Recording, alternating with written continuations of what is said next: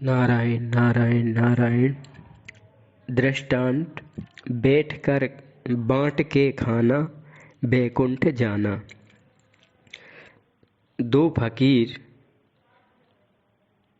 एक बार मिले, आपस में कुशल प्रश्न हुआ। एक फकीर ने पूछा, कहिए आपकी कैसी चलती है? फकीर ने कहा, अच्छी चलती है। खुदा देता है तो खूब खाता पीता हूँ, नहीं देता तो मन मार कर सो रहता हूँ। दूसरे फकीर ने कहा, तब यह कौन अच्छी बात है? अरे यह तो कुत्ता भी कर लेता है, उसे भी तो खुदा देते हैं तो खाता है, घुर्राता है, नहीं देता तो दुम दबाए पड़ा रहता है। फिर आप में और कुत्ते में अंतर ही क्या रहा? उस फकीर ने पूछा, अच्छा आपकी कैसी बीतती है? दूसरे फकीर ने कहा, हमारी अच्छी बीतती है। खुदा देता है तो बांट कर खाता हूँ, नहीं देता है तो धन्यवाद देकर उसके भजन ध्यान में लगा जाता हूँ। अतः नामदेव जी कहते हैं, बाँटी खाइए।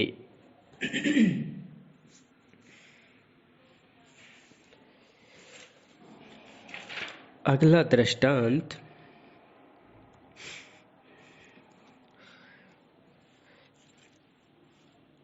मोहिनी शरण देव जी, टाँटी स्थान का।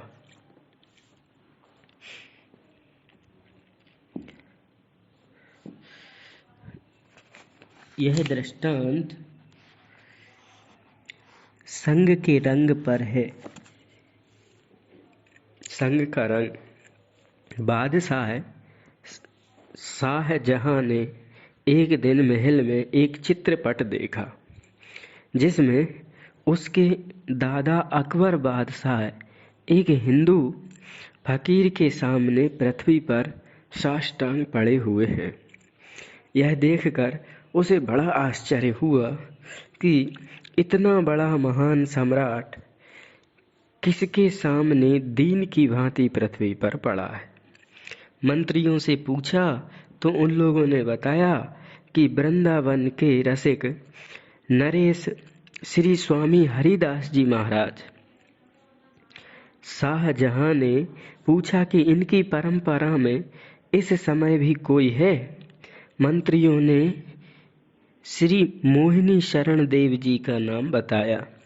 तब उसकी भी श्रद्धा उमड़ी कि हमारे बुजुर्ग जिसको पूजे हैं, हम भी उसके वंशों का हमें भी आदर करना चाहिए।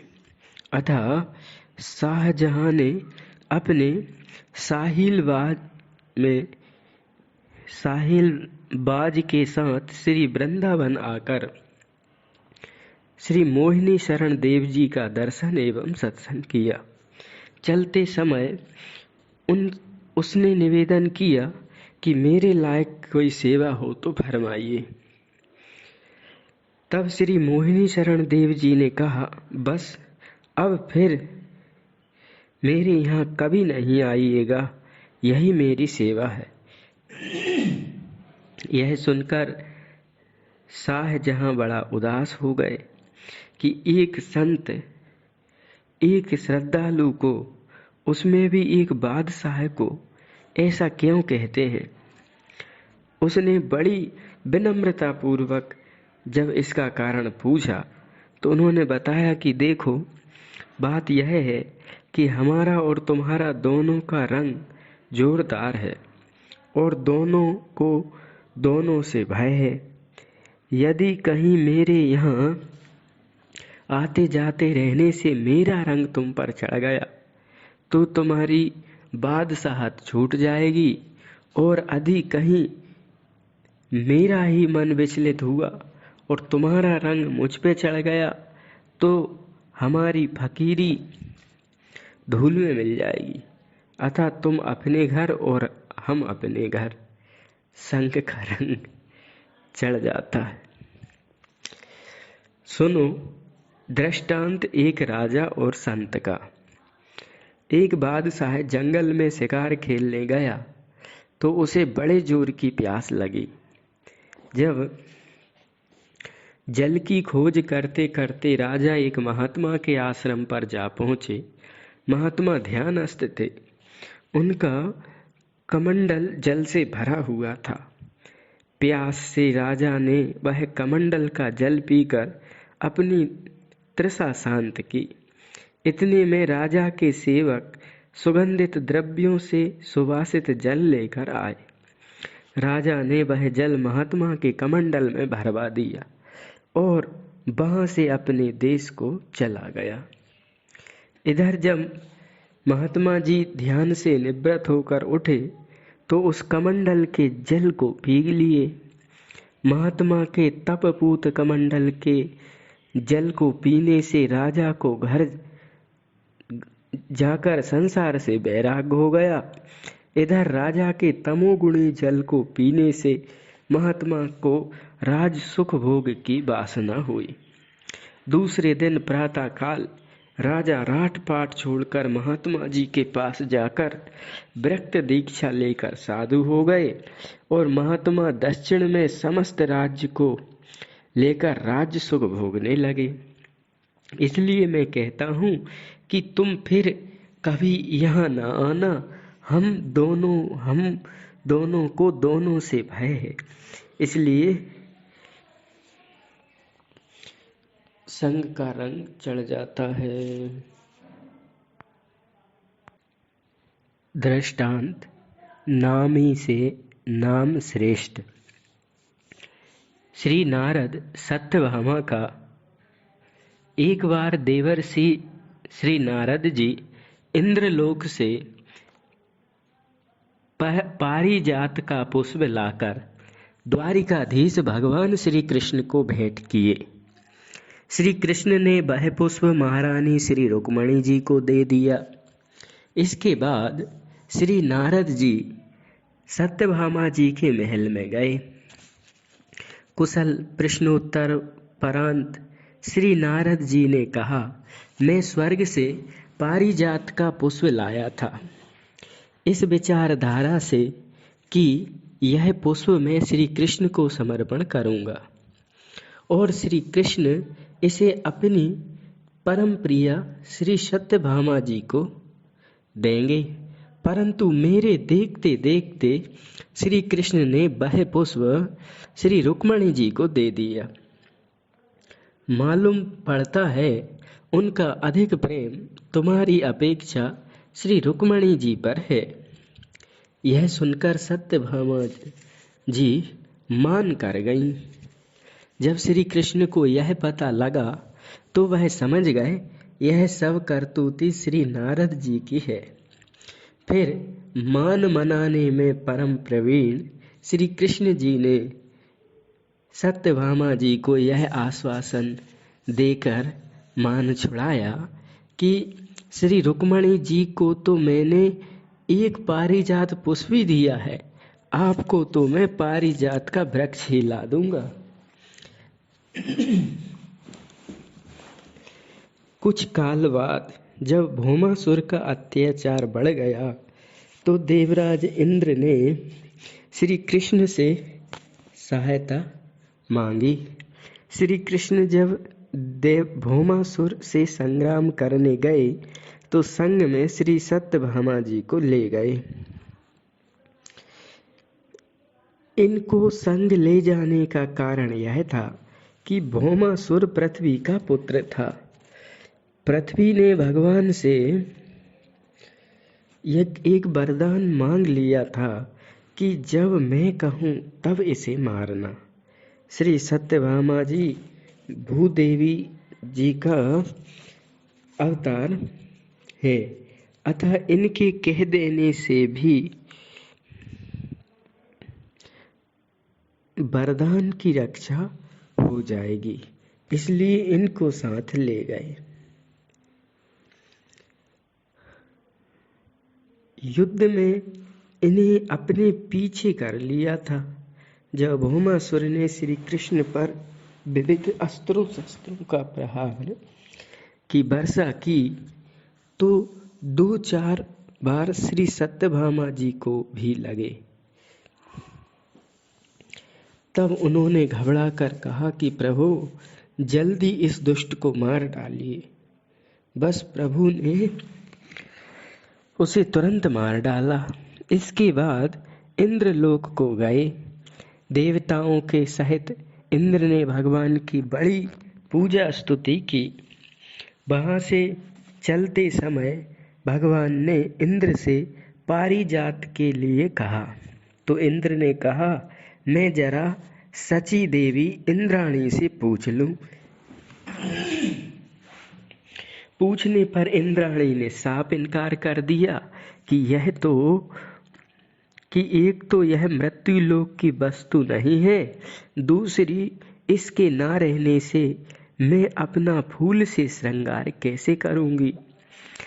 यह है देवताओं का शुद्ध स्वार्थ। कैसे अविवेक की बात है। इंद्राणी की समझ में द्वारिकापुरी भगवान का धाम मृत्यु लोक है और भगवान श्री कृष्ण मर्त्य धर्मा प्राणी और स्वयं दिव्य लोक निवासी देवता है। यह सुनकर भगवान को रंज आया कि देखो तो, हमारे ही बसाए तो बस रहा है स्वर्ग में, नहीं तो अभी मारे मारे फिरते भौमासुर के डर से। और एक वृक्ष के लिए मांगने पर इनकार कर दिए। बस भगवान श्री कृष्ण जबरदस्ती पारिजात को उखाड़ कर ले चले। इंद्र भगवान श्री कृष्ण के प्रभाव को जानते हैं, अतः कुछ नहीं बोले, परंतु इंद्र के मना करने पर भी भगवत प्रभावान भिज्ञ देवता रोकना चाहे तो भगवान ने श्री गरुड़ जी को इशारा कर दिया। वे अपने पंखों से ही सबको ठोका ठाक कर ठीक कर दी।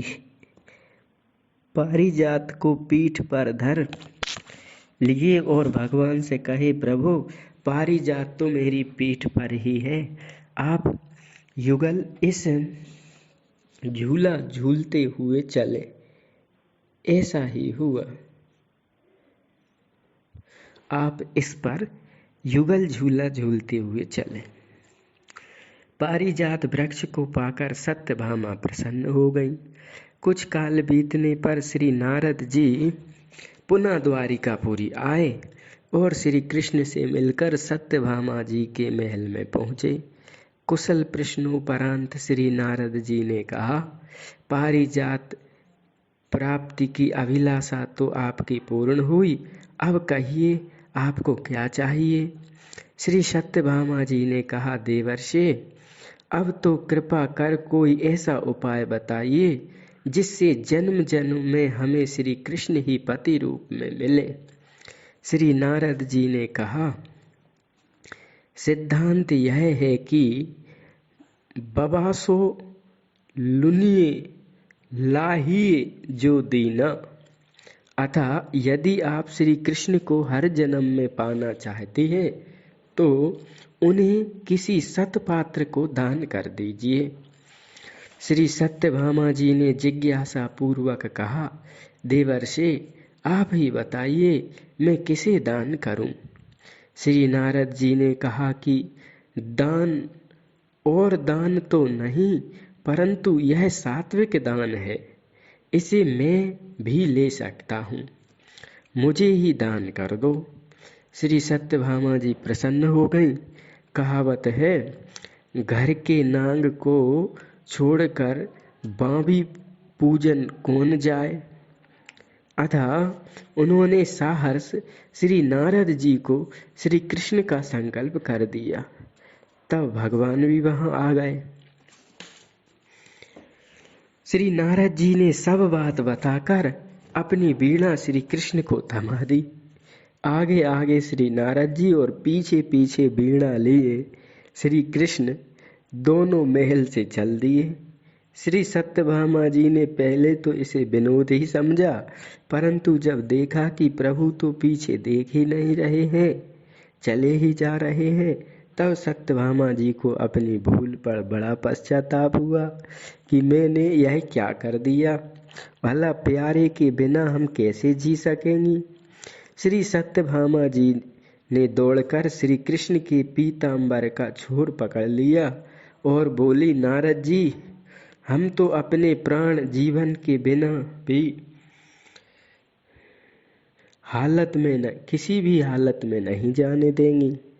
श्री नारद जी ने समझाया, महारानी जी, आप यह क्या कह रही हैं। आप बड़े घर की बहू बेटी हैं। आप स्वयं सोचिए, कहीं दिया हुआ दान वापस लिया जाता है। श्री सत्यभामा जी ने कहा, नारद जी, आप तो सर्वज्ञ हैं, कोई उपाय ऐसा बताइए जिससे हम प्यारे को पुनः प्राप्त कर सके। श्री नारद जी ने कहा, यदि आपकी ऐसी ही इच्छा है तो श्री कृष्ण के बराबर स्वर्ण तोल कर दे दीजिए, फिर मैं इन्हें वापस कर दूंगा। स्वर्ण का नाम सुनकर सत्यभामा जी आश्वस्त हुई, क्योंकि पिता सत्राजित की सैमंतक मणि के प्रभाव से इनके पास सोने की कमी नहीं थी। बड़ा तराजू मंगवाया गया। एक पलड़े में श्री कृष्ण विराजे, दूसरे पर श्री सत्यभामा जी के समस्त स्वर्ण आभूषण रखे गए, परंतु श्री कृष्ण के बराबर ना हो सके। तब सभी रानियों ने अपने अपने आभूषण लाकर रखे, क्योंकि श्री कृष्ण तो सबके ही प्राण प्रियतम थे, परंतु तब भी श्री कृष्ण का पलड़ा भारी ही रहा। श्री सत्यभामा को अत्यंत व्याकुल जानकर श्री कृष्ण ने एक दासी को संकेत किया कि तुम महारानी रुक्मणी के पास जाओ और उनसे सब बातें कहो। दासी ने जाकर निवेदन किया। उस समय रुक्मणी जी श्री तुलसी का पूजन कर परिक्रमा कर रही थी। अतः दासी को एक तुलसी के पत्ते पर श्री कृष्ण नाम लिख कर दे दिया और कहा कि सब सामान हटाकर इस पत्ते को पलड़े पर रख देना, मैं अभी आती हूँ। आश्चर्य, महान आश्चर्य! श्री कृष्ण नामांकित तुलसी दल के रखते ही श्री कृष्ण का पलड़ा ऊंचा उठ गया, अर्थात हल्का हो गया, और नाम का पलड़ा भारी पड़ गया। तब तक श्री रुक्मणी जी भी आ गई और मुस्कुराकर बोली, नारद जी, आप देख रहे हैं, नाम का पलड़ा बहुत भारी है, अतः आप भी बैठ जाइए ना मेरे प्राणनाथ के साथ। श्री नारद जी ने मुस्कुराकर श्री नामांकित तुलसी दल उठाया और मुंह में डाल लिया। फिर बोले, महारानी जी, हमें लेना देना कुछ ना था, हमें तो श्री नाम महाराज की महिमा प्रकट करनी थी, सो आप लोगों ने आंखों से देख लिया। तभी तो गोस्वामी तुलसीदास जी कहते हैं कि कहाँ लगी नाम बड़ाई, राम न सके नाम गुण गाई। श्री हरि राम व्यास जी कहते हैं, व्यास नाम सम नाम है, तासम और न कोई, नामी से प्रगट्यो जदपि तदपि गरुओ होई। पुनः पाद में, गोकोटि दानम गृहिणीषु काशी माघ प्रयागे, यदि कल्पवासी यज्ञायुतं मेरु स्वर्णदानम, गोविंद नामना च भवेच्च तुल्यम। अर्थात ग्रहण काल में काशी में करोड़ों गोओं का दान, माघ महीने में कल्पवास और 1000 यज्ञ तथा सुमेरु पर्वत के समान स्वर्ण का दान, ये सब मिलकर भी श्री भगवान के नाम की बराबरी नहीं कर सकते। वेद शास्त्रों में श्री अनंत महिमा वर्णन की गई है। गाय की अनंत महिमा वर्णन की गई है। गो, ब्राह्मण एवं भगवत विग्रह को अनमोल कहा गया है।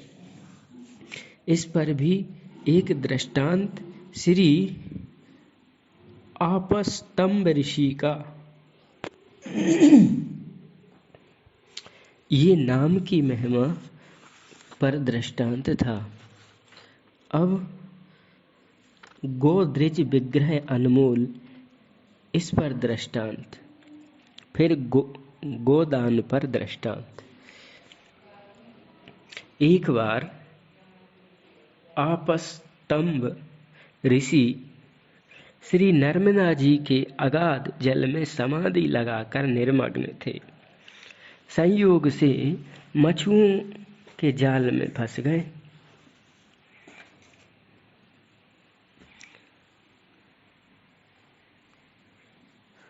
और मछुआरों ने राजा से कहा, राजा आए और क्षमा मांगी, तो क्या सेवा करें? तो उन्होंने कहा, हमारे मूल्य जितना धन इन मछुआरों को दो।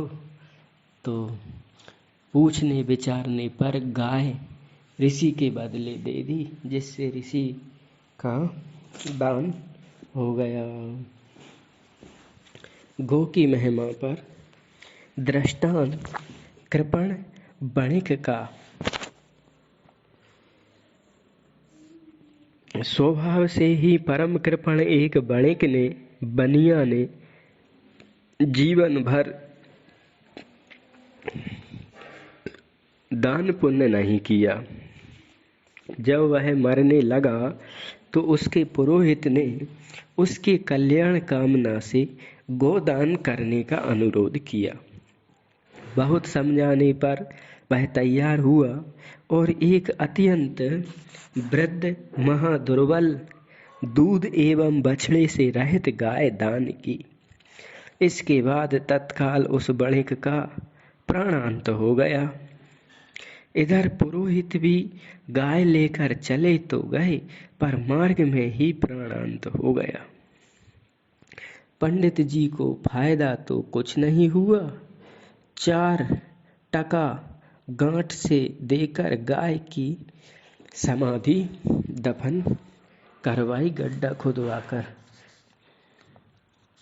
उस बणिक को श्री यमदूत श्री धर्मराज के पास ले गए। धर्मराज ने श्री चित्रगुप्त जी से उस बणिक के पाप पुण्यों के निर्णय के बारे में पूछा। उन्होंने कहा कि इसने जन्म भर तो पाप ही पाप किए हैं, लेन देन में, व्यापार में, ब्याज में, पर मरते समय एक महामरियल गऊ का दान कर दिया है। श्री धर्मराज जी ने उस बणिक से कहा, तुम पहले पाप का फल भोगोगे अथवा पुण्य का?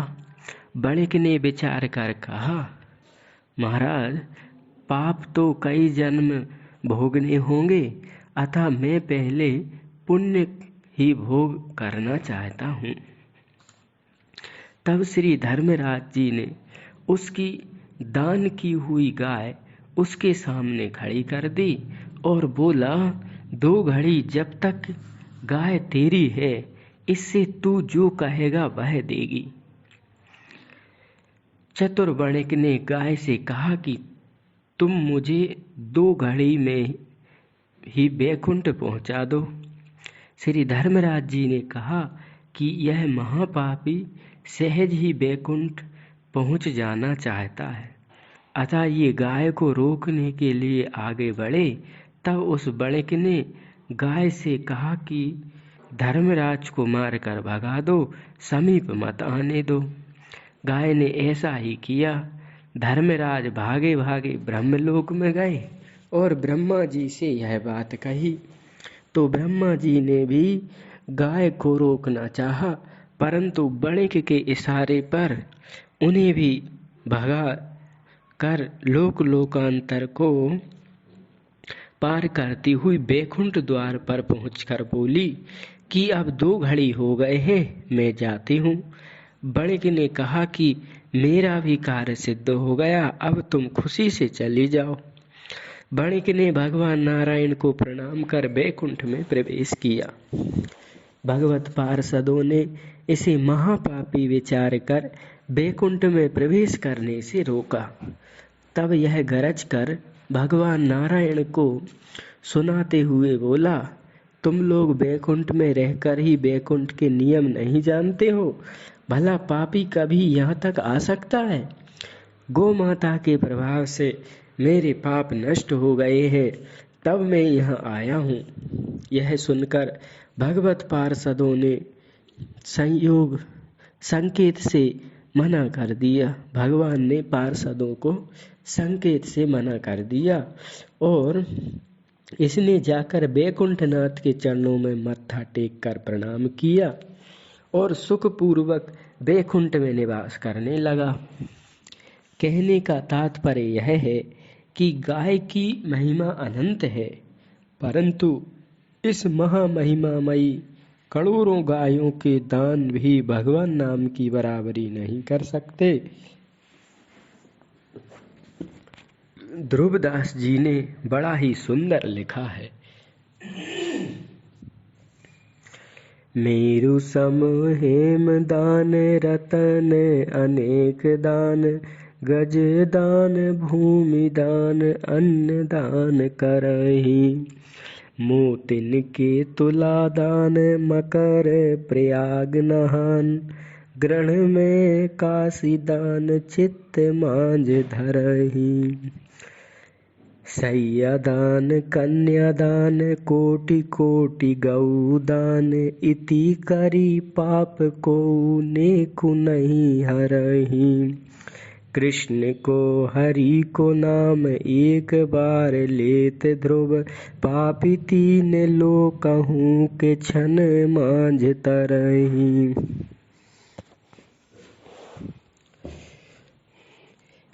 कियो रूप ब्राह्मण को दूबरो निपट अंग, कियो रूप ब्राह्मण को दूबरो निपट अंग।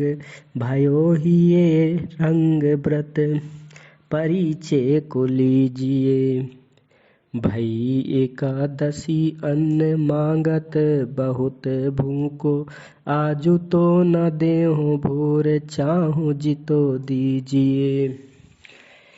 करियो हठ भारी मिली दोता को सूर परयो, समझावे नाम देव या को कहाँ खीजिए। बीते जाम चारी मरी रहे यूं पसारी पाव, भाव पे न जान दई हत्या नहीं छीजिए।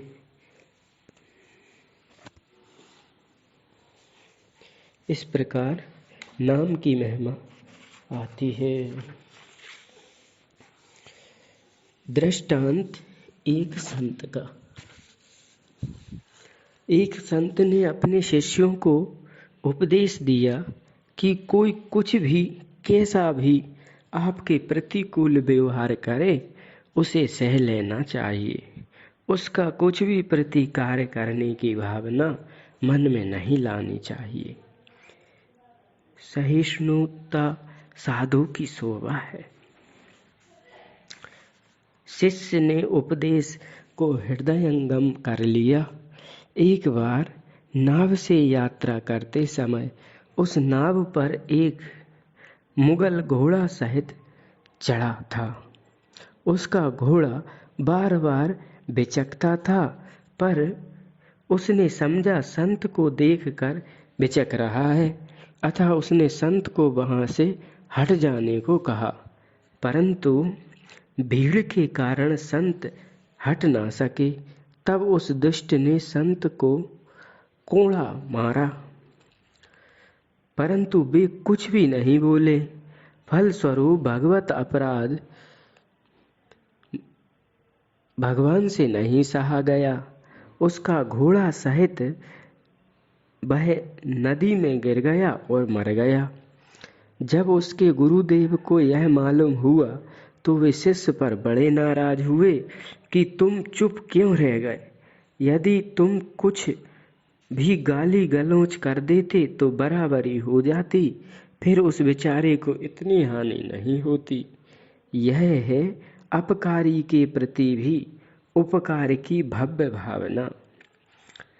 डरे रीति आपनी यथा कोटि विघ्न ते संत कर, जिमि मन नीति न त्याग। गहनी सब की सहनी कहिन ही मुख राम, तुलसी हरिये यही रहनी संत जनन को काम। डरे रीति अपनी यथा कोटि विघ्न ते संत कर, जिमि मन नीति न त्याग। मन जिमि नीति न त्याग।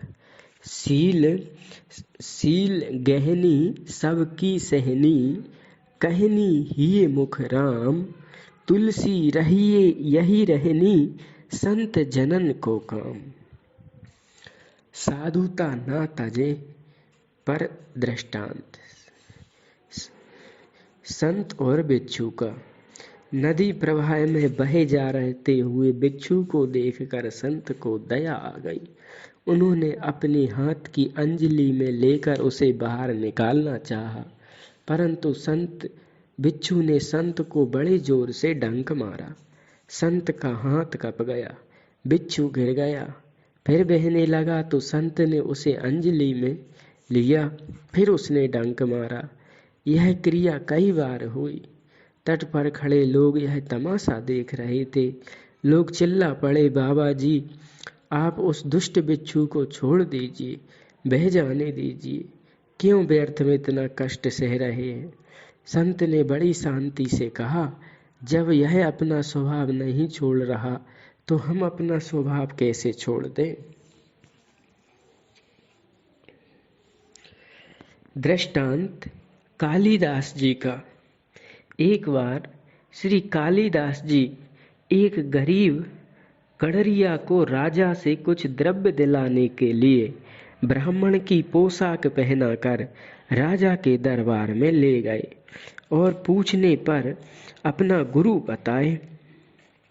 राजा ने सिंहासन पर बैठाकर पूजन करके बहुत बहुत भेंट पूजा दी। थोड़ी देर बाद गड़रिया को भेड़ों की याद आ गई तो वह स्वभाववश टर टर कहने लगा। यह उसकी भेड़ों को हाँकने की बोली थी। राजा की समझ में नहीं आ रहा था कि यह क्या कह रहे हैं, तो कालिदास जी ने सोचा कि यदि कहीं पोल खुल जाएगी तो बड़ी बदनामी होगी। अतः तुरंत बात बनाकर बोले, महाराज यह आपको आशीर्वाद दे रहे हैं कि अब आप कुल सहित तर गए। यह सुनकर राजा बड़े प्रसन्न हुए। गए जालवाए ल्याए कबीराज राजतिया, किया ले मिलाप आप रानी ढिग आई हैं।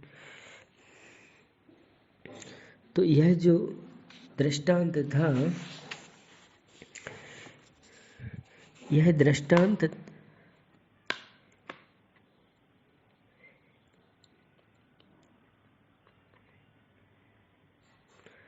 बिगड़ी बात बताना और अपकारी, पहले जो था वो था अपकारी के प्रति उपकार। एक संत और भिक्षु साधु साधुता ना तजे। कालिदास जी बिगड़ी बात बनाना।